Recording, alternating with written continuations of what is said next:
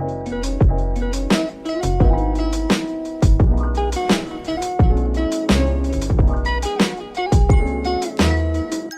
a todos, bem-vindo a mais uma aula de História do nono ano.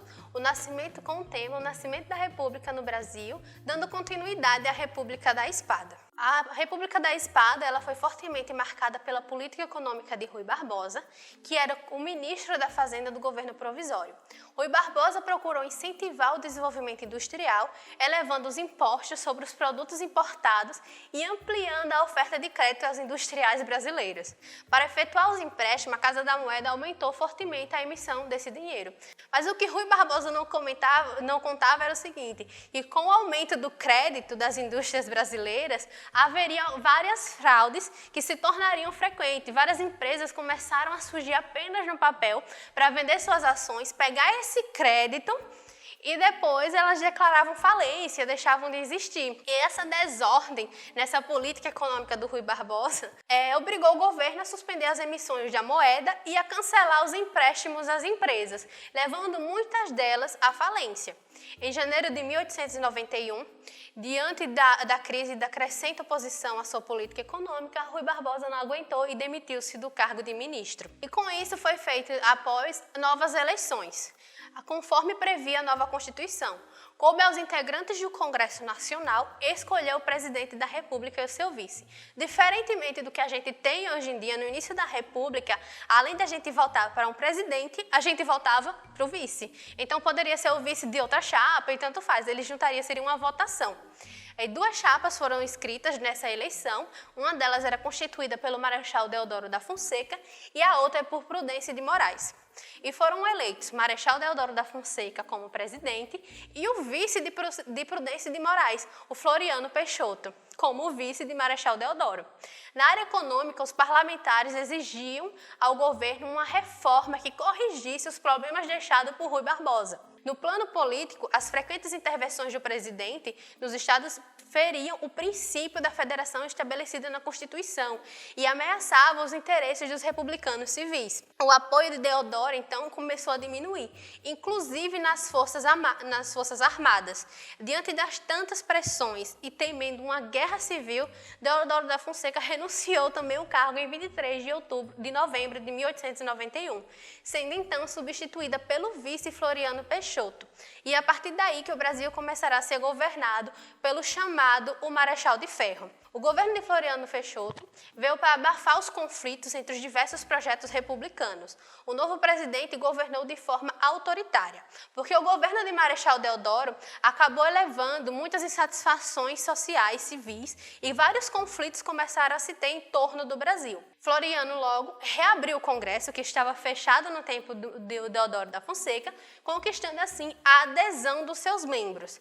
A diminuição ele usou também uma questão seguinte, a diminuição dos impostos sobre a carne, o controle do valor dos aluguéis e a construção de casas.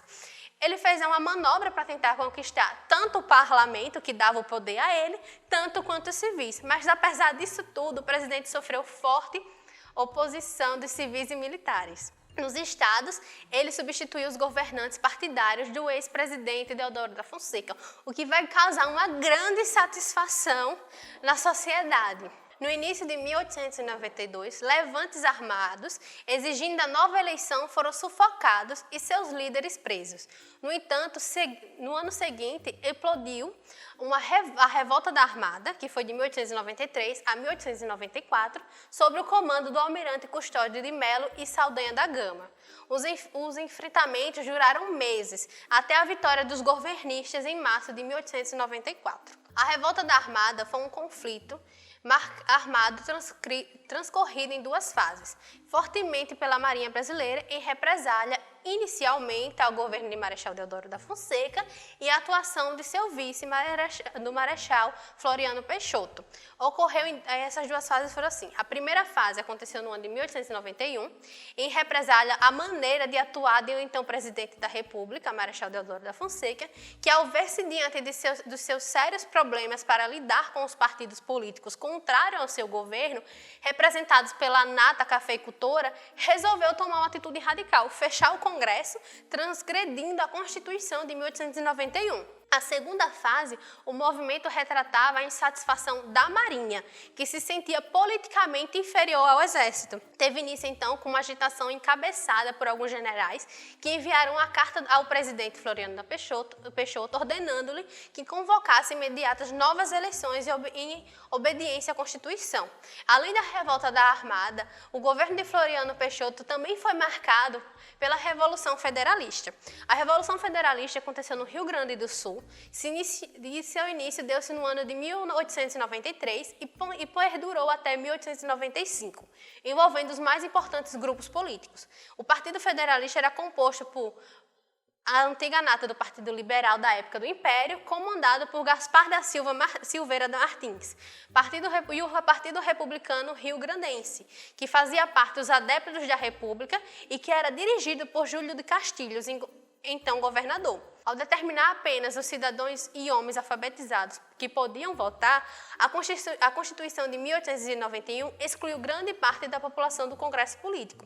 Isso fez com que o clímax do conflito se deu quando os gasparitos tomaram a Santa Catarina e juntaram-se aos insurgentes da Revolta da Armada, que invadiram a cidade de Desterro, hoje chamada Florianópolis. O conflito se estende até o ano de 1895, quando o novo presidente celebra uma conciliação de paz. A gente vai ficar por aqui.